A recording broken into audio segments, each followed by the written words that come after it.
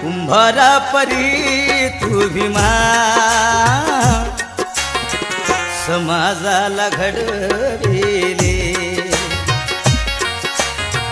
कुंभारा परी तू भीमा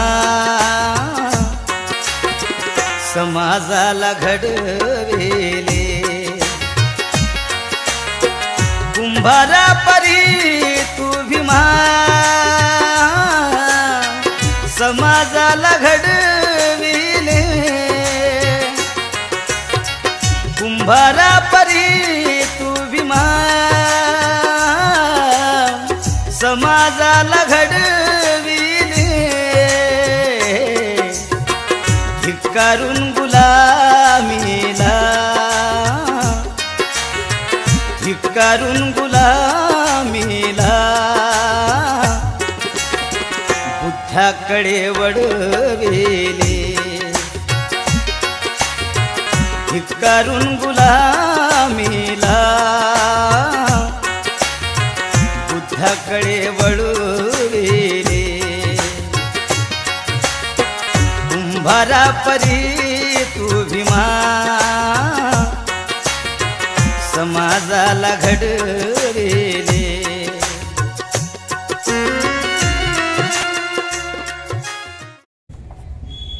त्रिशरण पंचशील। नमो तस् भगवतो अरहतो सम्मा सम्बुद्धस्स। नमो तस् भगवतो अरहतो सम्मा सम्बुद्धस्स। नमो भगवतो अरहतो सम्मा सम्बुद्धस्स। बुद्धं शरणं गच्छामि धम्मं शरणं गच्छामि संघं शरणं गच्छामि द्वितीयंपि बुद्धं शरणं गच्छामि द्वितीयंपि धम्मं शरणं गच्छामि द्वितीयंपि संघं शरणं गच्छामि तृतीयंपि बुद्धं शरणं गच्छामि तृतीयंपि धम्मं शरणं गच्छामि तृतीयंपि संघं शरणं गच्छामि पानातिपाता वेरमणि सिक्खापदं समादियामि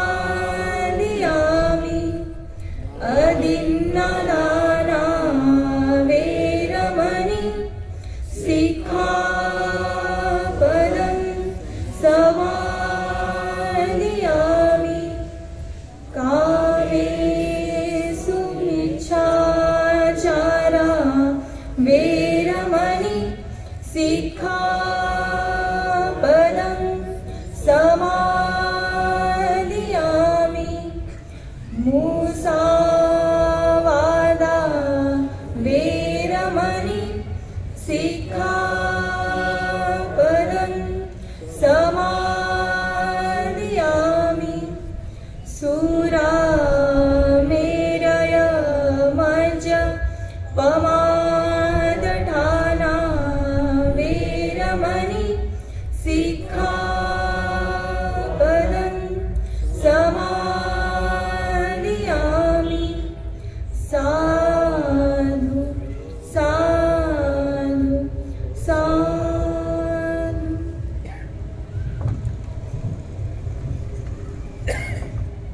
कर्म करून मैत्रीपूर्ण कर्म करून मी माझे शरीर शुद्ध करतो. मी माझे शरीर शुद्ध करते. मुक्त हस्ते दान करून मुक्त हस्ते दान करून मी माझे शरीर शुद्ध करतो. मी माझे शरीर शुद्ध करते. शांती, शांती, संतुष्टी संतुष्टी आणि साधेपणाचे पालन करून आणि साधेपणाचे पालन करून मी माझे शरीर शुद्ध करतो. मी माझे शरीर शुद्ध करते. नित्य नित्य सत्य बोलून सत्य बोलून मी माझी वाचा शुद्ध करतो. मी माझी वाचा शुद्ध करते. स्मृती स्मृती सुस्पष्ट सुस्पष्ट आणि प्रदीप्त ठेवून आणि प्रदीप्त ठेवून मी माझे मन शुद्ध करतो. मी माझे मन शुद्ध करते. बुद्ध पूजा. वनगन्धगुणोपेतं एतं कुसुमसन्तति पूजयामि मुनिन्दस्स श्रीपादसरोरुहे पूजेमि बुद्धं कुसुमेन नेनं पुय्येन मे तेन लभामि मोक्षम् ऊपं मिलायति यथा युधं मे कायो तथा याति विनाशभावं घनसारपरितेन दीपेन तमधंसिना त्रिलोकदीपं सम्बुद्धं पूजयामि तथागतं बुद्धं धम्मं च संघं सुगततनुभवा धातुवो धातुगभे लङ्काय जम्बुदीपे तिदसपुरवरे नागलोके चतुपे सबे बुद्धा सबिम्बे सकलदशदिशे केसलोमादिधातु वन्दे सबेऽपि बुद्धं दशबलतनुजं बोधिचेत्यं नमामि वन्दामि चेत्यं सबठाने सुपदीक्षितं शारीरिकधातु महाबोधि बुद्धरूपं सकलं सदा.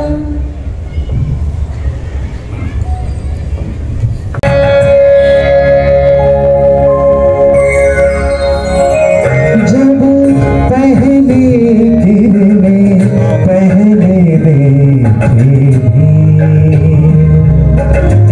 भोर भये जब पहले गिरने पहले देखी उसकी बूंदें चमके चहके पंछी कहते बोलो भीम जय भीम जय भीम जय भीम बोलो भीम जय भीम जय भीम जय भीम.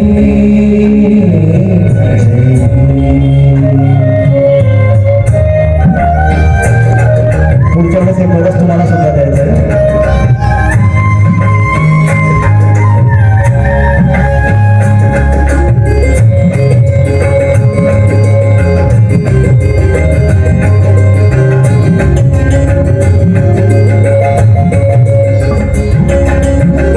आदि मध्य और अंत तू ही है, तू ही जीवन प्राण है.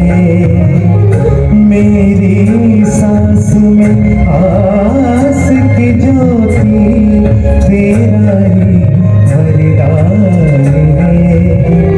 पंचशील और जीवन सुचिता ज्ञान तेरा निभाने है।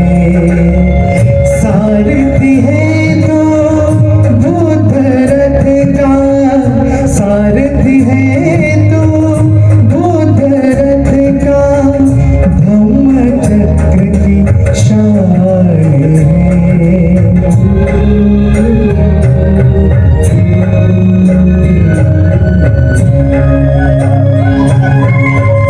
भोर भये जब पहली किरणें पहले देखी उसके बोले चमके चहके पंछी कहते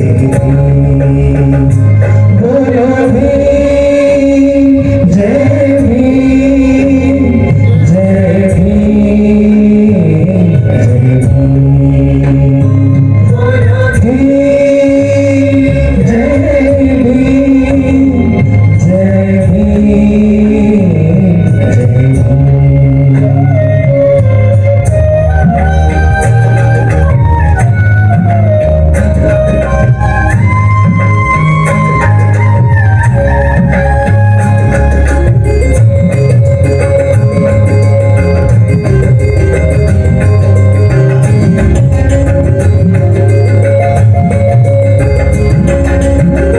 सागर की लहरों से उठती गूंज तेरी जय भीम है।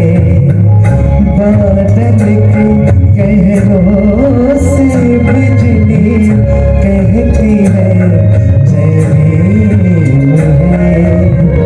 झोंके हवा के गुनगुना के गाते हैं जय भीम है।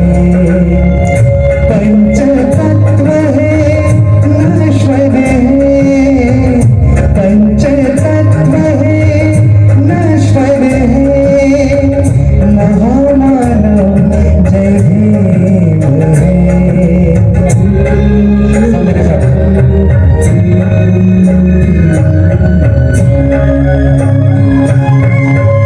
भोर भये जब पहली किरणें पहले देखी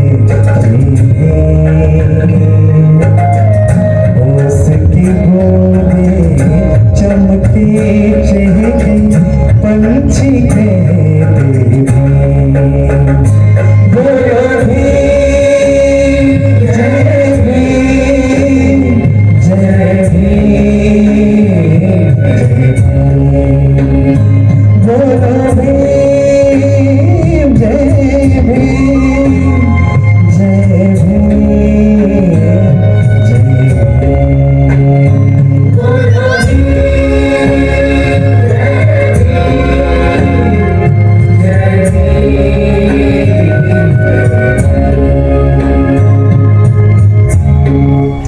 सर्वांनी हा जयघोष माझ्यासमोर म्हणायचा आहे। जय भीम जय भीम। डॉक्टर बाबासाहेब चमत्कार भावा एक चमत्कार भावा एक जादूच व्हावी, एक चमत्कार भावा एक जादूच व्हावी, याव गगनातून खाली एक विमान, याव गगनातून खाली एक विमान, त्यातून उतराव माझा विमान, भीमान उतराव माझ्या भीमान, एक चमत्कार भावा एक जादूच व्हावी, एक चमत्कार भावा एक जादूच व्हावी, याव गगनातून खाली एक विमान, याव गगनातून खाली एक विमान,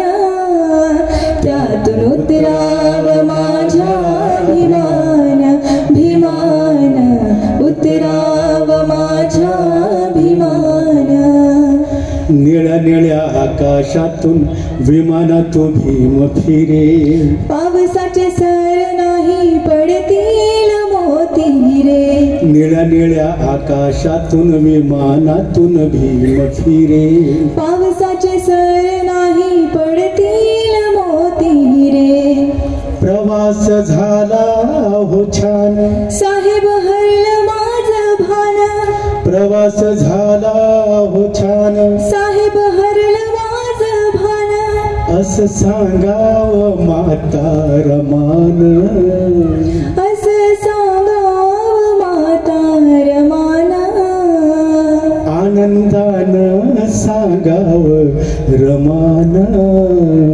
त्यातून उतराव माझ्या भीमान भीमान उतराव माझ्या भीमान सुटपुट कोट आणि संविधान हातात अमृत वाहते जणू भीमाच्या पेनात सुटबुट कोट आणि संविधान हातात अमृत वाहते जणू भीमाच्या पेनात सूर्य तारांचा साज ढोल ताशांचा आवाज सूर्य तारांचा साज ढोल ताशांचा आवाज स्वागताला याव रामजी बाबान त्यातून उतराव माझ्या भीमान भीमान उतराव माझ्या भीमान एक चमत्कार व्हावा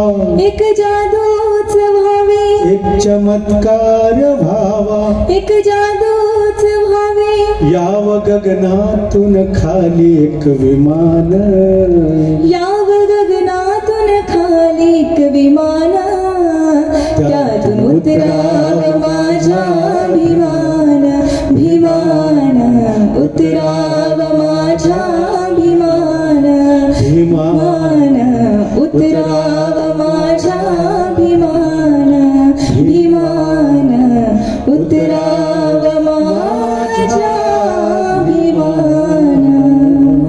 धन्यवाद.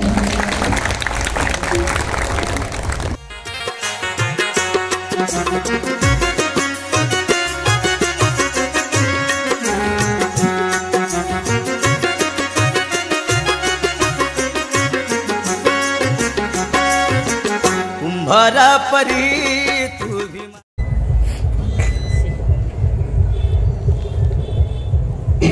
आलेल्या पाहुण्यांचा आपल्याला परिचय करून देणं अगत्याचं आहे. खरं तर जीनरत्नांना मी आजच पहिल्यांदा पाहत आहे, पण सकाळपासून मला वाटतं 11 वाजेपासून मी त्यांच्या संपर्कात 2 वाजेपर्यंत आहे. तो माणूस बोलल्याने कसा आहे ओळखतो आपण, कशी व्यक्ती आहे, काय व्यक्ती आहे. तर ती जी काही भेट आहे त्या भेटीमध्ये जो काही मला परिचय झालेला आहे ती मी आपल्या समोर सांगणार आहे. आदरणीय धम्मचारी जीनरत्न हे मुंबई केंद्राच्या संपर्कात आले 1994 मध्ये, आणि संपर्कात आल्यानंतर हळूहळू धम्माची जी गोडी ती वाढत गेली, आणि धम्माची गोडी वाढल्यानंतर शिबिर केल्यानंतर त्यांची धम्ममित्र म्हणून 1999 ला त्यांची दीक्षा झाली. मग असंच हा प्रवास धम्म आणखी आवडत गेला. आणखी वाटलं की आणखी आपण प्रगती केली पाहिजे, का नाही आपण धम्मचर्यासाठी विनंती केली पाहिजे. म्हणून त्यांनी धम्मचर्यासाठी विनंती केली, आणि 2011 मध्ये ऍज अ धम्मचारी म्हणून ते दीक्षित झाले. बंधूंनो, 2011 ते 2025 हा जो काही प्रवास आहे आध्यात्मिक जीवनाचा, हा खूप मोठा प्रवास आहे. 15 वर्ष काही साधी नाहीये. ज्यावेळेस जीनरत्नाशी आम्ही बोलत होतो तर ते सांगत होते की धम्माच्या संपर्कात ते कसे आले. 8वी ला असताना त्यांनी बुद्ध आणि त्यांचा धम्म पूर्ण वाचलेला होता. 8वी ला असताना तर मला बुद्ध काय, बाबासाहेब काय हे सुद्धा माहित नव्हतं. पण त्यांनी 8वी ला असताना बुद्ध आणि त्यांचा धम्म वाचला म्हणजे ही बीज अगोदरपासून काय आहे, रोवल्या गेलेली आहे. त्यांना वारसा काही लाभलेला नाहीये. त्यांचे वडील जसं आपले पूर्वज करायचे ते बघत होते. आपले जे आजोबा पंजोबा काही असलं तर भगतकडे जायचे.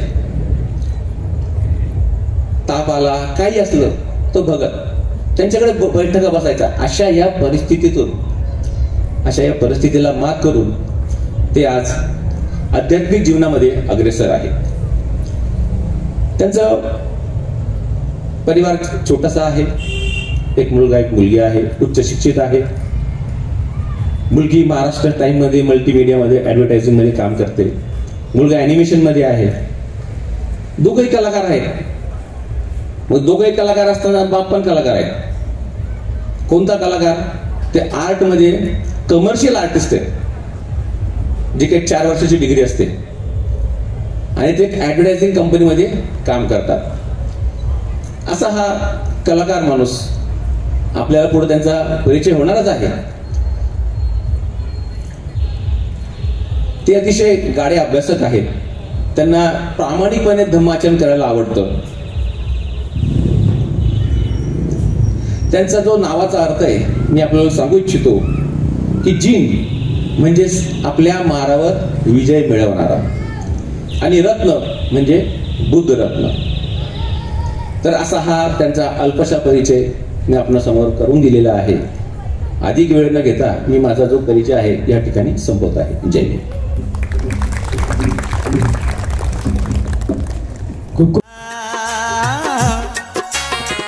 समाजाला घडविले आदर्शांना त्रिवार वंदन. तसेच या ठिकाणी उपस्थित भुसावळ केंद्राचे चेअरमन आदरणीय सत्यवज्रजी आणि त्यांची संपूर्ण टीम भुसावळ केंद्राची. खरं म्हणजे एवढं सुंदर असं नियोजन मी या ठिकाणी पाहत आहे. खरं म्हणजे मी पहिल्यांदाच पाहत आहे की ह्या ठिकाणी आम्ही दोघेच आहोत आणि सर्व आपण खाली बसलेलो आहोत. असं मला वाटलं की मला तोफेच्या तोंडी दिलं की काय असं मला वाटायला लागलं, कारण कोणतरी पाहिजे ना सोबत. तर खरंच मला छान वाटत आहे की या ठिकाणी अशा प्रकारचं नियोजन आहे आणि सुंदर असं जे सुरुवात झाली या ठिकाणी आमच्या धम्मभगिनी यांनी सुंदर असे जी वंदना या ठिकाणी घेतली आणि सुंदर असं गीत गायन या ठिकाणी झालं. असं वाटतं कार्यक्रम असाच चालू राहावा, बोलूच नाही असं मला वाटत होतं, असं ऐकावशी वाटत होतं. एवढं सुंदर मी अशी वंदना कुठे ऐकली नव्हती, एवढी सुंदर आवाजात आणि ज्याला म्हणतो सुंदर तालासुरात आणि गायन देखील. आणि मला असं वाटत होतं की ते चालत राहावं पुढे. तरी पण ठीक आहे, नियोजित आपला कार्यक्रम आहे आणि आपण त्या दिशेने पुढे चालत आहोत. आजचे जे सूत्रसंचालक आहेत धम्मचारी आर्यसागर सुंदर असं सूत्रसंचालन करत आहे. माझा ज्यांनी खूप सुंदर आणि अल्पसा असा परिचय करून दिला ते धम्मचारी नीलवज्र. तसेच माझ्या येणे आणि जाण्याची जी सुंदर अशी व्यवस्था करून दिली ते धम्मचारी सिद्धी वज्रजी. तसेच सकाळी 5:20ला नाही का, म्हणजे किती व्यवस्था छान असते. खरं म्हणजे तसं पाहायला गेलं तर बऱ्याच वेळा असा अनुभव येतो की आचरण केलं जातं पण त्याची दखल घेतली जात नाही. तो येतो काय आणि जातो काय विचारलं जात नाही. पण ही एक माझ्यासाठी खूप आश्चर्याची गोष्ट आहे की आमचे धम्मचारी आणि आमचे धम्ममित्र आणि विशेष करून ह्या केंद्राची लोक जे आहेत ते किती संवेदनशील आहेत.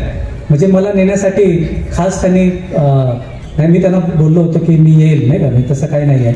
5:20ला स्टेशनला आमचे जे धम्मचारी आहेत आदित्य कीर्ती आणि सरदार सर हे मला नेण्यासाठी आणले आणि नुसते न्यायला आले नाही तर त्यांनी माझं पुष्प देऊन त्या ठिकाणी स्वागत केलं.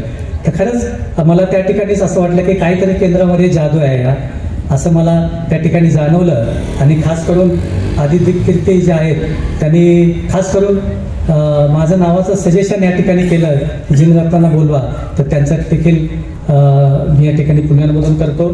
त्याचप्रमाणे दिवसभर ज्यांनी माझा आदर तिथ्य केलं, जेवणाची व्यवस्था केली ते धम्ममित्र रत्ना माहिरे व त्यांची संपूर्ण फॅमिली, तसेच सकाळचा नाश्ता ज्यांच्या मी घरी केला आदरणीय धर्मचारी सत्यवज्र यांची मिसेस रेखा शेजवळ, त्यांनी माझी जी आदर तिथे केलं.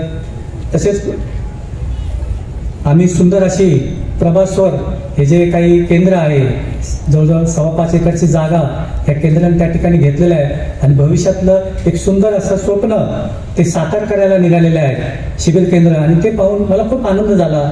आणि आम्ही समेत होतो आणि आमच्या समेत सत्यवज्र होते, त्याचप्रमाणे नीलवज्र होते, विनय रुची होते आणि अजय सुरवडे होते. आणि खूप छान असा एक सहवास मला त्या ठिकाणी लाभला. त्याचप्रमाणे माझं रात्रीचं जेवणाची व्यवस्था या ठिकाणी केलेली आहे. ते माझे धम्म भगिनी पौर्णिमा मसाने. एका मी आवर्जून या ठिकाणी मी नावं ही ह्यासाठी घेतो की कधी कधी आपण प्रमुख पाहुण्यांची खूप नावं घेतो नाही का त्यांचं, पण मी ह्यासाठी मुद्दा म्हणून त्यांची नावं अगोदर घेतो, कारण हे जे लोक आहेत खूप चळवळीचे हाडाचे कार्यकर्ते असतात आणि त्यांच्यामुळे हा कार्यक्रम यशस्वी होत असतो आणि त्याच्यामुळे आवर्जून मी त्यांची या ठिकाणी नावं घेत आहे. तसं पाहायला गेलं तर हा कार्यक्रम यशस्वी करण्यासाठी अनेक हातभार असतील की मी सर्वांची नावं घेऊ शकत नाही वेळाअभावी, पण खास करून मी यांची नावं घेतो. तसेच मी जेव्हा या ठिकाणी आलो, भुसावळला उतरलो, तेव्हा सर्व या ठिकाणी निळे ध्वज दिसत होते आणि मला जाणवलं की हे जे भुसावळ आहे हे म्हणजे आंबेडकरी चळवळीचं माहेरघर आहे.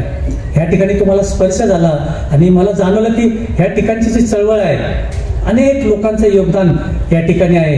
त्यांचं नाव घेतल्याशिवाय आपण राहू शकत नाही आणि म्हणून त्यांचं नाव घेणं मला अपरिहार्याने मी ते घेणारच आहे. जसं या ठिकाणी सर्व चळवळीचे कार्यकर्ते आहेत, खास करून तसं पाहायला गेलं तर RPI आठवले गटाचे पदाधिकारी असतील, कार्यकर्ते असतील, त्यांचंही ह्या भुसावळमध्ये खूप असं कार्य या ठिकाणी आहे आणि त्याच्या पदाधिकाऱ्यांचं मी या ठिकाणी स्वागत करतो. त्याचप्रमाणे या ठिकाणी वंचित बहुजन आघाडीचे श्रद्धेय बाळासाहेब आंबेडकर आहेत, त्यांचं देखील या ठिकाणी खूप असं कार्य आहे. तर त्यांचंही या ठिकाणी जे पदाधिकारी मला माहिती नाही ते आले आहेत का नाही, पण मला असं वाटतं की त्यांचं नाव घेणं या ठिकाणी उचित आहे, कारण ही बाबासाहेबांची चळवळ आहे जी या ठिकाणी रुजलेली आहे नाही का, तर त्यांचं नाव घेणं अगत्याचं आहे. त्याचप्रमाणे मगाशीच आपण ज्यांचं स्वागत केलं ते म्हणजे भारतीय बौद्ध महासभा वंदनीय भैयासाहेब आंबेडकर नाही का, आणि त्यांचे जे पदाधिकारी आहे केंद्रीय शिक्षक सुमंगलजी आहिरे साहेब, ते यांचेही मी या ठिकाणी आभार व्यक्त करत आहे. तसेच ज्या काही इतर सामाजिक, धार्मिक आणि ज्या इतर संघटना असतील त्यांचेही या ठिकाणी जे पदाधिकारी उपस्थित असतील तर त्यांचेही मी या ठिकाणी आभार व्यक्त करत आहेत. त्याचप्रमाणे शांताराम जाधवजी सर या ठिकाणी उपस्थित आहेत, त्यांचंही मी या ठिकाणी स्वागत करीत आहे. तसेच सुनीलजी पगारे सर, बरोबर ना, पगारे सर, त्यांचंही मी या ठिकाणी स्वागत करीत आहे. आणि उर्मिलाताई पगारे ह्या देखील या ठिकाणी उपस्थित आहेत, त्यांचंही मी स्वागत करीत आहे. आणि प्रशांतजी आहिरे सर यांचंही मी या ठिकाणी स्वागत करीत आहे. आणि नगरसेविका सविताताई या ठिकाणी उपस्थित आहेत, तर त्यांचंही या ठिकाणी मी स्वागत करीत आहे. बंधू आणि भगिनीनो, खरं म्हणजे थोडंसं कंटाळवाणं वाटतं ही गोष्ट एवढी नावं घेणं, पण निश्चितपणं एक दखल घेणं हे आपलं काम आहे, आपलं कर्तव्य आहे. कारण चळवळ ही एकट्याची नाही आहे नाही का, चळवळ ही एकट्याची नाही आहे. पिंपळ वृक्ष जो बहरतो एका पानाने बहरतो आणि तेव्हा तो पिंपळ वृक्ष बहरतो आणि आपण सर्व ह्या त्या पिंपळ वृक्षाची पानं आहोत. आपण सर्व त्या पिंपळ वृक्षाची पानं आहोत आणि त्यांनी तो पिंपळ वृक्ष बनतो. आणि जे जे काही आपण अनेक संघटनेचे जे लोक असते, कोणी असू दे नाही का, त्रिरत्न बौद्ध महासंघ असतो, भारतीय बौद्ध महासभा असू द्या किंवा राजकीय संघटनेचे अनेक लोक असू द्या, यांनी हा पिंपळ वृक्ष बहरलेला आहे. आणि यांनी या ठिकाणी बाबासाहेबांची जी चळवळ आहे, आंबेडकरीची चळवळ आहे, ती या ठिकाणी बहरलेली आहे. तर आपल्या सर्वांना मी धन्यवाद व्यक्त करतो, मानवंदना व्यक्त करतो की आपण या ठिकाणी खूप चांगलं काम करीत आहे. आणि आता मी माझा जो प्रमुख विषय आहे त्या विषयाची मी सुरुवात करतो. तर बंधू आणि भगिनीनो, डॉक्टर बाबासाहेब आंबेडकर हे सर्वोत्तम नेतृत्वाचं सर्वोत्तम अजरामर असं उदाहरण आहे. डॉक्टर बाबासाहेब आंबेडकर हे सक्षम नेतृत्वाचं सर्वोत्तम अजरामर असं उदाहरण आहे. त्यांनी आपलं संपूर्ण आयुष्य सामाजिक न्यायासाठी, विषमतेच्या भिंती भेदण्यासाठी आणि एका समतेच्या नवभारताच्या उभारणीसाठी आपले संपूर्ण आयुष्य अर्पण केलं.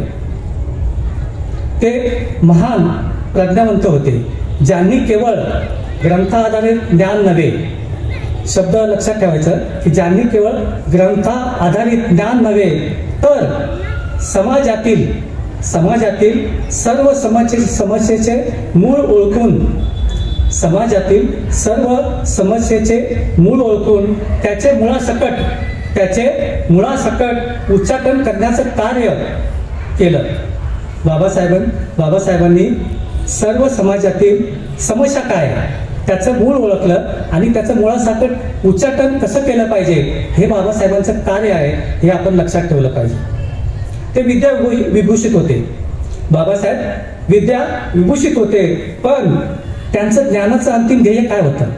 बाबासाहेबांचं ज्ञानाचं अंतिम ध्येय काय होतं तर वंचित, शोषित आणि दुर्बल घटकांना न्याय मिळवून देणं, त्यांना सन्मान प्राप्त करून देणं हे त्यांचं ज्ञानाचं ध्येय होतं, हे आपण लक्षात घेतलं पाहिजे. त्यांनी बाबासाहेबांनी शेकडो अडथळ्यांवर मात करून भारतीय संविधानाचं शिल्प घडवलं. असं संविधान जे आजही आपल्याला समानतेचं, स्वातंत्र्याचं आणि बंधुतेचं बळ देतं.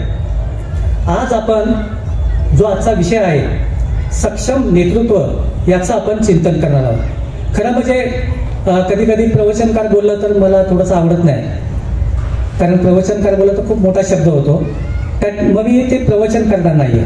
तर आपण सगळेजण एकाच धाग्याने गुंफलेलो आहोत, तर आपण चिंतन करणार आहोत त्या विषयाचं. मी फक्त काय असणार आहे, मधला दुवा असणार आहे संवाद साधण्याचा, आणि म्हणून मी असं म्हटलेलं आहे की आपण चिंतन करणार आहोत.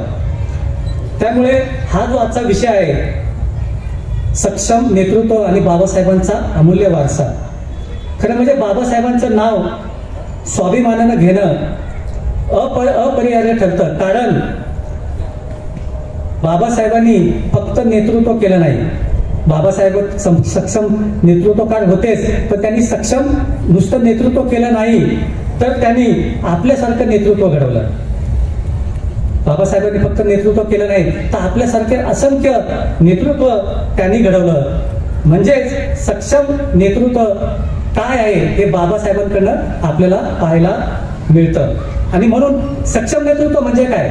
सक्षम नेतृत्व म्हणजे केवळ अधिकाराचा झगमगाट नव्हे, की म्हणजे कोणतरी येतं इथे अधिकाराने नाही का मोठा असतो आणि त्यांनी मिरवायचं, असं सक्षम नेतृत्व नाही. तर सक्षम नेतृत्व कशातून निर्माण होतं? तर सक्षम नेतृत्व आपल्या कर्तव्यातून निर्माण होतं, आणि ते कर्तव्य समस्त जे लोक आहेत त्यांच्यामध्ये विश्वास निर्माण करतं. अशाप्रमाणे सक्षम नेतृत्व घडतं.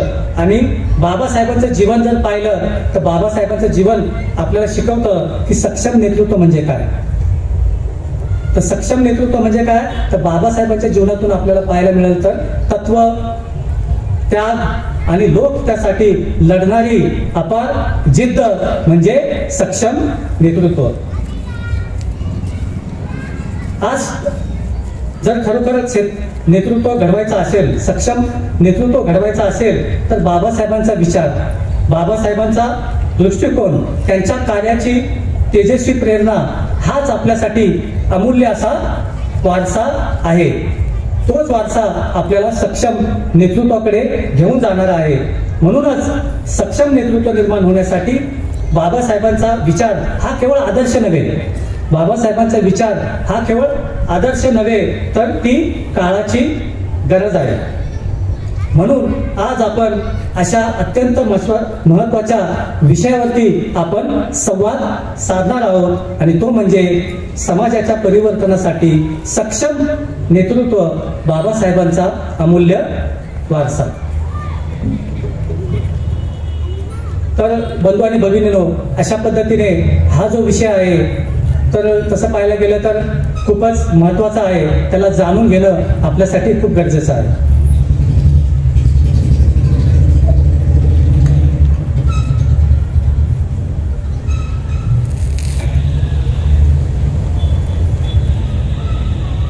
आता आपल्याला माहित आहे की आज समाजात अनेक समस्या आहेत. समाजात अनेक समस्या आहेत. आपल्याला माहित आहे काय काय समस्या आहेत. तर समाजामध्ये अन्याय अत्याचार घडत आहे. समाजामध्ये जातीची विषमता आहे, जातीयता आहे. समाजामध्ये अज्ञान आहे, पराकोटीचं अज्ञान आहे. आणि समाजामध्ये भ्रष्टाचार आहे. नाही का, खूप मोठ्या साऱ्या समस्या आपल्याला समाजात दिसतात. पण सर्वात जर कोणती मोठी समस्या असेल तर ती म्हणजे सक्षम आणि आदर्श नेतृत्वाचा अभाव. जर ही समस्या सुटली ते सगळ्या समस्या दूर होऊ शकतात. आणि आपल्याला माहित आहे की बाबासाहेबांनी त्यासाठी आपल्याला मंत्र दिला होता. आपल्याला सर्वांना तो मंत्र माहित आहे. कोणता मंत्र दिला होता बाबासाहेबांनी? शिका, संघटित व्हा आणि संघर्ष करा. परंतु काय झालं की तशा प्रकारे आचरणशील व्यक्तिमत्व नसल्यामुळे हा बाबासाहेबांचा मंत्र काय झाला, थोडासा काय म्हणतो बाजूला सरकला. आणि सक्षम नेतृत्व जे निर्माण झालं पाहिजे होतं ते सक्षम नेतृत्व निर्माण झालं नाही. आणि आज समाजात सक्षम नेतृत्व, सक्षम, निस्वार्थ आणि समर्पित नेतृत्वाचा अभाव आपल्याला पाहायला मिळत आहे. त्यामुळेच आपल्याला ह्या प्रश्नाचा सखोल विचार करावा लागेल. आदर्श आणि सक्षम व्यक्ती घडवण्यासाठी आपण काय करू शकतो? कारण तुम्ही बाहेर कोणी वरून येणारा नाही आहे. ती गोष्ट आपल्यालाच करावी लागणार आहे. आणि ते आपल्याला करण्यासाठी बाहेर जाण्याची आवश्यकता नाही आहे. तर बाबासाहेबांचा जो विचार आहे त्या बाबासाहेबांच्या विचाराकडे जर आपण पाहिलं, त्याचं महत्त्व जाणलं तरच खऱ्या अर्थाने आपल्याला आदर्श नेतृत्व कसं घडलं जाईल ते आपल्याला पाहायला मिळेल. आणि बाबासाहेबांच्या अनेक ग्रंथातून, बाबासाहेबांच्या अनेक भाषणातून आणि बाबासाहेबांच्या प्रत्यक्ष नेतृत्वातून, बाबासाहेबांच्या प्रत्यक्ष कृतीतून आपल्याला सक्षम नेतृत्व, सक्षम व्यक्ती आणि सामाजिक परिवर्तन कशा पद्धतीने घडवलं जाऊ शकतं याचं उदाहरण, त्याची शिकवण आपल्याला बाबासाहेबांच्या जीवनातून, बाबासाहेबांच्या ग्रंथातून, बाबासाहेबांच्या विचारातून आपल्याला पाहायला मिळते. आणि तीच गोष्ट आपण आज जाणून घेण्याचा प्रयत्न करणार आहोत. आणि जो पहिला जो मुद्दा आहे आपल्या ह्या विषयाचा तो म्हणजे आहे आदर्श आणि सक्षम व्यक्तींचा अभाव का आहे. आदर्श आणि सक्षम व्यक्तींचा अभाव का आहे आणि त्यातील काही प्रमुख कारणं आहेत ती मी या ठिकाणी थोडंसं पाहण्याचा प्रयत्न करणार आहोत. मी मगाशी सांगितलं की मी प्रवचनकार नाही आहे. मी आपल्यासारखाच एक सर्वसामान्य व्यक्ती आहे. पण आपण ह्या विषयाला जाणून घेण्याचा प्रयत्न करत आहेत. त्याच्यामध्ये जे काही मुद्दे आलेले आहेत कदाचित आपण त्याच्यामध्ये अधिक भर टाकू शकता आणि त्याच्यावरती आपण अधिक चिंतन करू शकता. हे जे सर्व मुद्दे आहेत हे काही सर्वस्वी असतील असं नाही आहे. हे मी या ठिकाणी अगोदरच आपल्याला आवर्जून सांगू इच्छितो. तर सक्षम व्यक्तींचा किंवा सक्षम नेतृत्वाचा अभावाची जी कारण आहेत त्यातील पहिले जे कारण आहे म्हणजे शिक्षणाचा अभाव. आपल्याला माहित आहे शिक्षणाशिवाय व्यक्ती सक्षम होत नाही. शिक्षणामधून जागृती निर्माण होते. पण हे शिक्षण कोणतं? हे शिक्षण शालेय शिक्षण आहेच, पण त्याच्यासोबत सामाजिक शिक्षण, वैचारिक शिक्षण आणि नैतिक शिक्षण हे देखील महत्वाचं आहे. आणि ह्या शिक्षणाचा अभाव आपल्याला आजची जी पिढी आहे त्याच्यामध्ये आपल्याला जाणवते. आणि आपण जर पाहिलं तर आजचे जे युवक आहेत ह्या शिक्षणाच्या अभावामुळे आपल्याला काय दिसतात? युवक कुठे दिसतात? एखाद्या राजकीय संघटना असेल किंवा एखाद्या नेते असतील तर त्यांचा कार्यक्रम असतो. काही घडलं तर काय करायचं? काय अन्याय अत्याचार किंवा एखादी घटना घडली तर तोडफोड करायची, दगड फेकायचे. हे जे प्रोग्राम आहेत, हे जे कार्यक्रम आहेत ह्या ठिकाणी आपल्याला आजचे तरुण दिसतात. कशामुळे दिसतात? तर याचा अभाव आहे. शिक्षणाचा जो अभाव आहे तो म्हणजे काय? सामाजिक, वैचारिक आणि नैतिक शिक्षण. आणि त्यासोबत शैक्षणिक शिक्षण जे आहे, शालेय शिक्षण, ते देखील महत्वाचं आहे. ह्या शिक्षणाचा आजच्या तरुणांपुढे किंवा आजचे जे नेतृत्व आहे त्याचा अभाव असल्यामुळे अशा प्रकारचे कार्यक्रम घडले जातात. हा शिक्षणाचा सर्वप्रथम हे जे कारण आहे, शिक्षणाचा अभाव. दुसरं जे कारण आहे ते म्हणजे निस्वार्थ नेतृत्वाचा अभाव. मुद्दे लक्षात घ्या तुम्ही. निस्वार्थ नेतृत्वाचा अभाव. निस्वार्थ ध्येयवादी नेते तयार होण्याऐवजी, निस्वार्थ ध्येयवादी नेतृत्व तयार होण्याऐवजी स्वार्थी वृत्तीने समाजसेवा फक्त दिखाव्यासाठी करणारे अनेक लोक आहेत. काही लोक खूप प्रामाणिकपणे काम करणारे आहेत, नाही का? त्यांच्याविषयी ह्या ठिकाणी मला म्हणायचं नाही आहे. पण आपण पाहतो की समाजासाठी किती निस्वार्थीपणे लोक काम करतात. आजची जर संघटना पाहिली, चळवळ पाहिली तर काय आहे? मोठे मोठे बॅनर लावणं, प्रसिद्ध करणं, सोशल मीडियावरती प्रचार प्रसार करणं, आपलं अस्तित्व टिकवण्यासाठी करणं. एखादा कार्यक्रम घ्यायचा आहे तर आपलं अस्तित्व टिकवायचं आहे, आपला स्टेटस लोकांना मांडायचा आहे, नाही का? आणि त्याच्यापुढे पाहतो मग आपण अनेक मोठे मोठे बॅनर लावलेले असतात, मोठा स्टेज असतो, भव्य दिव्य कार्यक्रम असतात आणि त्याचा जो प्रचार प्रसार आहे तो आपल्याला सोशल मीडियावरती केला जातो. पण त्याच्या मुळाशी आपण गेलो तर आपल्याला काय दिसेल? तर निस्वार्थपणा दिसत नाही, तर फक्त स्वार्थ आपल्याला दिसतो. आपल्याला आताची घडी जर पाहायला गेली, जे काय चाललेलं आहे समाजामध्ये चित्र राजकारणाचं, त्याच्यावरून आपल्याला ते नाही का जास्त स्पष्ट सांगण्याची गरज नाही आणि त्याच्यामध्ये मी जाऊ इच्छित नाही, पण आपल्याला ते चित्र आपल्याला या ठिकाणी दिसतं. आणि तिसरं जे कारण आहे ते म्हणजे काय? संघटन शक्ती कमी पडते, म्हणजे संघटन शक्तीचा अभाव. समाजात एकत्र येऊन एखाद्या मुद्द्यासाठी आलं पाहिजे, एकत्र लढलं पाहिजे, ह्या गोष्टीसाठी लोक एकत्र येत नाही. ह्यासाठी लोक एकत्र येत नाही तर काय होतं? लोक काय बघतात? तर आपल्या व्यक्तिगत प्रतिक्रिया देतात, किंवा संघटनेचा प्रतिनिधी म्हणून मी प्रतिक्रिया देणार, संघटनेचा प्रतिनिधी म्हणून त्या समस्येवरती माझी प्रतिक्रिया देणार. पण एक समाज म्हणून आपण एकत्र येत नाही. एक समाज म्हणून आपल्या संघटना सगळ्या बाजूला ठेवून आपण एकत्र येत नाही. ही जी संघटन शक्ती आहे ही आजच्या आपल्या समाजाचा अभाव आहे, की एक चांगलं नेतृत्व निर्माण व्हायला हा एक अडथळा आहे, हे एक कारण आहे. आणि चौथं जे कारण आहे ते म्हणजे आहे स्वतःला सिद्ध करण्याची इच्छाशक्तीची कमतरता. लोक सामाजिक कार्यासाठी किंवा धार्मिक कार्यासाठी किंवा राजकीय कारणासाठी, आता इथे सामाजिक म्हटलं तर त्याच्यामध्ये सर्व आलं, कारण सामाजिक कार्य म्हणजे काय? हे लोकहितासाठी असतं. मग त्याच्यामध्ये धार्मिक पण आलं, राजकीय पण आलं, आणि जे काही समाज उपयोगासाठी ज्या काही गोष्टी आल्या त्या सर्व समाविष्ट होतात. तर सामाजिक कार्यासाठी पुढे यायला लोक घाबरतात. आपल्या चळवळीत लोकांना बराचसा अनुभव आहे. लोक पुढे यायला मागत नाही, घाबरतात आणि त्यांना सामाजिक कार्यामध्ये रस नसतो, सामाजिक कार्यामध्ये रस घेत नाही. आणि त्यामुळे त्याचा परिणाम काय होतो? त्याचा परिणाम असा होतो की सक्षम कार्यकर्त्याची कमतरता आपल्याला भासते. समाजामध्ये खूप चांगले लोक आहेत, पण मला काय वाटतं? मीच चांगला आहे, मला असं वाटतं की मीच चांगला आहे. पण समाजामध्ये अनेक लोक चांगले आहेत, पण ते पुढे यायला मागत नाहीत. जर ते पुढे आले तर एक चांगलं नेतृत्व आपल्याला मिळू शकतं, पण हे जे लोक आहेत पुढे यायला मागत नाही. आणि ही एक कमतरता, हे एक कारण आहे सक्षम नेतृत्व निर्माण न होण्याचं.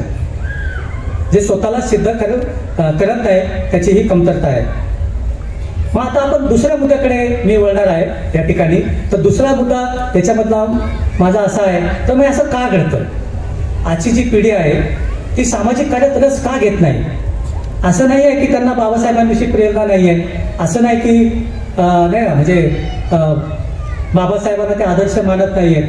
आपण पाहतो की तरुण लोक खूप आहेत, हिराहिराने ते पुढे येत आहेत. पण हे का घडत नाही की खऱ्या अर्थाने ज्याला आपल्याला अपेक्षित आहे की ज्या अपेक्षेने त्यांनी पुढे आलं पाहिजे, ज्या अपेक्षेने त्याने रस घेतला पाहिजे, ते का घडत नाही? तर त्याला काही कारण आहेत. कारण भगवान बुद्ध म्हणतात कारणाशिवाय कोणती गोष्ट घडत नाही आणि आपण कारणाच्या मुळाशी जात नाही आणि आपण काय म्हणतो, प्रत्येकाची ती बोंब असते, म्हणजे सामाजिक असो राजकीय असो, आपल्याला वाटतं लोक येत नाहीत, लोक पुढे येत नाही, पण त्याच्या मुळाशी आपण जात नाही. तर ते का रस घेत नाही, तर त्यातलं जे पहिलं जे कारण आहे ते म्हणजे आर्थिक स्थैर्याची प्राथमिकता किंवा आर्थिक संघर्ष. आर्थिक संघर्ष म्हणजे काय, आजची जी तरुण पिढी आहे त्याच्यामध्ये सर्वात मोठी त्यांच्या समोर समस्या काय आहे, तर त्यांचं शिक्षण आणि त्यांचं करिअर याच्यामध्ये ते व्यस्त आहेत. हे सर्वात आपण लक्षात घेतलं पाहिजे की तरुण पिढी काय येत नाही, तर ते त्यांचं शिक्षणामध्ये आणि त्यांच्या आर्थिक त्यांचा करिअर आहे त्याच्यामध्ये ते काय व्यस्त आहेत, ते वेगळे आहेत आणि त्याच्यामुळे ते आपल्याला वेळ देऊ शकत नाही. आणि त्यांच्यापुढे प्रचंड अशी स्पर्धा आहे. पूर्वीसारखे दिवस राहिले नाही. आजच्या तरुणापुढे आपण पाहिलं, आपल्या मुलांवरून आपण पाहू नाही का, आपले मुलं कसे कसे जातात, कशा पद्धतीने शिकतात, कशा पद्धतीने करिअरसाठी ते संघर्ष करतात. तर हे कारण आहे की त्यांनी पुढे न येण्याचं. आणि मग सामाजिक कार्य असेल तर आपल्याला माहित आहे की त्याला आर्थिक आधार असावा लागतो. आपले नाही का अनेक लोकांनी खूप समर्पित असं जीवन केलेलं आहे, घरादाराचा विचार केला नाही आहे, परिवाराचा विचार केला नाही, तर आपलं जीवन संपूर्ण समाजासाठी दिलं. पण आताची ती परिस्थिती नाही. तर आताच्या पिढीमध्ये जे तरुण मुलं आहेत, कारण बाबासाहेबांचं उदाहरण आहे, बाबासाहेबांचं जर जिवंत उदाहरण पाहायला गेलं तर ते स्वतः शिक्षित झाले नाही का, स्वतःला त्यांनी घडवलं आणि त्यासोबत त्यांनी समाजासाठी कार्य केलं. तर आपण असं म्हणू शकत नाही की त्या गोष्टी तुम्ही बाजूला ठेवा, शिक्षण बाजूला ठेवा, स्वतःचं करिअर बाजूला ठेवा आणि समाजाला समर्पित व्हा. तर ही गोष्ट आपल्याला लक्षात घ्यावी लागेल की तरुणांची ही समस्या आपल्याला लक्षात घ्यावी लागेल आणि त्यासाठी ते सामाजिक कार्यामध्ये नाही का आपल्यासारखे हिराहिरीने ते पुढे येत नाही. ही गोष्ट आपल्याला लक्षात ठेवावी लागेल. आणि दुसरं जे कारण आहे ते म्हणजे काय, प्रेरणादायी नेतृत्वाचा अभाव. आता ही फार महत्वाची गोष्ट आहे. बाबासाहेबांनी जे एवढं कार्य केलं ते बाबासाहेब होते, त्यांचं नेतृत्व होतं, त्यांचा आदर्श होता, त्यांची प्रेरणा होती. भगवान बुद्ध नुसते चालत जायचे तर असं म्हणतात लोक त्यांच्या पाठीमागे चालायची. बसलेला उभं राहायचा नाही का, झोपी गेलेला उठायचा, त्यांच्याबरोबर चालू राहायचा, चालायचा नाही का. का ते त्यांचं नेतृत्व होतं, त्यांचा आदर्श होता. पण हीच जे आदर्श आहे तो आजच्या समाजापुढे किंवा आजच्या तरुण पिढी पुढे नाही आहे. आपण पाहायला गेलं बाबासाहेबांच्या काळात, बाबासाहेब तर होतेच पण त्यांच्या काळात त्यांचे जे सहकारी होते ते पण खूप तसे, त्यांचं जे नेतृत्व पाहिलं त्यांचं नेतृत्व पण तसंच होतं आणि त्याच्यामुळे ही चळवळ उभी राहिली. पण आताच्या परिस्थितीमध्ये जर आपण पाहिलं तर तशा पद्धतीने व्यापक, निस्वार्थी आणि क्रांतिकारी नेतृत्वाचा आपल्याला अभाव दिसतो. आणि परिणामी तरुणांना मार्गदर्शन करणारे आणि त्यांना प्रेरणा देणारे हात आपल्याला समाजामध्ये दिसत नाही. आपल्याला वाटतं की आम्ही खूप काम करतो नाही का, आम्ही सक्षमपणे काम करतो, पण आपण जर पाहायला गेलं तर आपल्याकडे पाहावं लागेल, आपल्याला चिंतन करावं लागेल की का लोक माझ्यासाठी नाही का येत नाहीये. तर तो कधी कधी आपल्याला अंतर्मुख करण्याचा विषय आहे. म्हणजे कसा आहे की एक मन आहे आपल्याला, काय म्हणतात त्याला, घरात नाही राशन आणि काय लोकाला करतो भाषण, खिशात नाही आणा आणि मला बाजीराव म्हणा. म्हणजे सांगण्याचं तात्पर्य काय, जर आपल्याला आदर्श व्यक्ती घडवायचा असेल तर सर्वात प्रथम आपल्याला आदर्श बनावं लागेल, त्यांचं प्रेरणास्थान बनावं लागेल. तर हा एक अभाव आहे आजच्या नेतृत्व न घडण्याचा किंवा तरुण पिढी किंवा आजची जी पिढी आहे ही सामाजिक कार्याकडे न येण्याचा.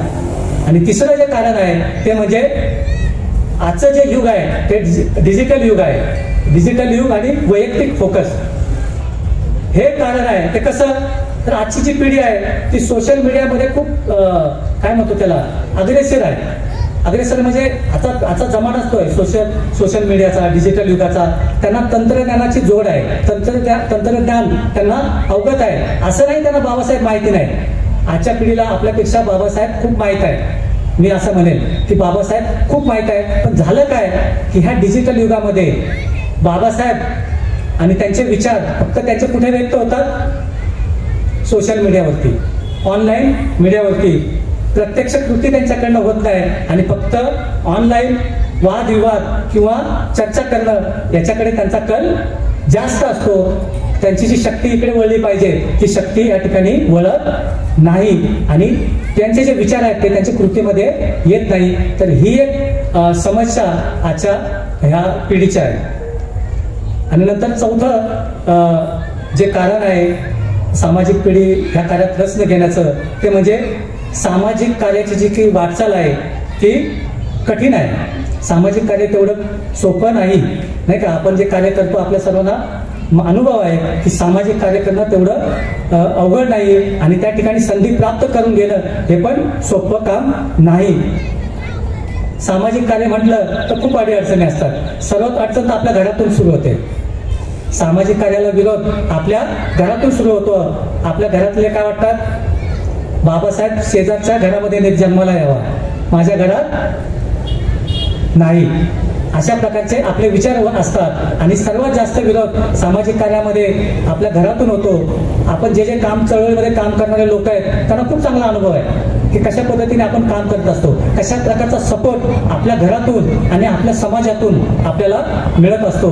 तर सामाजिक कार्य करताना ही कठीण परिस्थितीतून आपल्याला सामोरे जावं लागतं. आणि एवढंच नव्हे, जे सरकार असेल, जे प्रशासन असेल ते देखील आपल्याला सपोर्ट करत नाही. त्यांची जी उदासीनता आहे, ते जे काही त्यांची जी काही मानसिकता आहे ती देखील आपल्याला सपोर्टिव्ह नसते काही काही वेळा सामाजिक कार्य करण्यासाठी.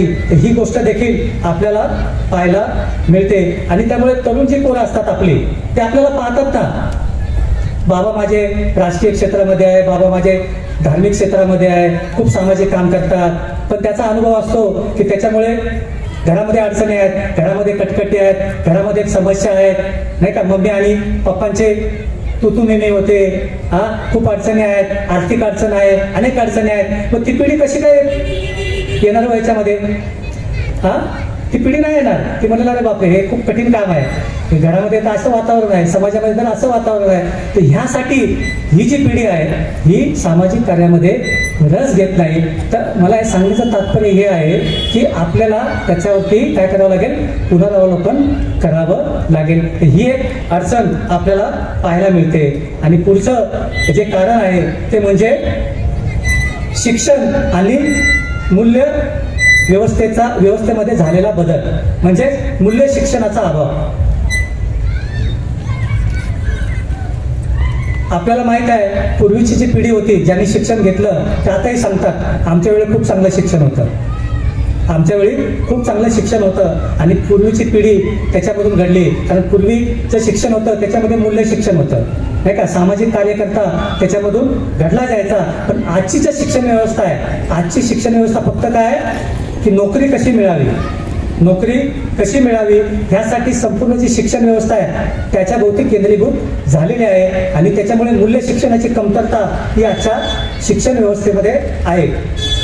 आणि म्हणून आजच्या पिढीमध्ये सामाजिक जबाबदारी, संघटन कौशल्य याचा अभाव आपल्याला दिसतो. आणि म्हणून त्यांना सामाजिक कार्याची आवड पूर्वीच्या पिढीपेक्षा आता आपल्याला कमी दिसते. आता याच्यामध्ये पण आपण अपवाद वगळू शकतो, कारण काही तरुण पिढी खूप चांगल्या पद्धतीने काम करते आणि आपण सर्वांना त्याच्यामध्ये घेऊ शकत नाही.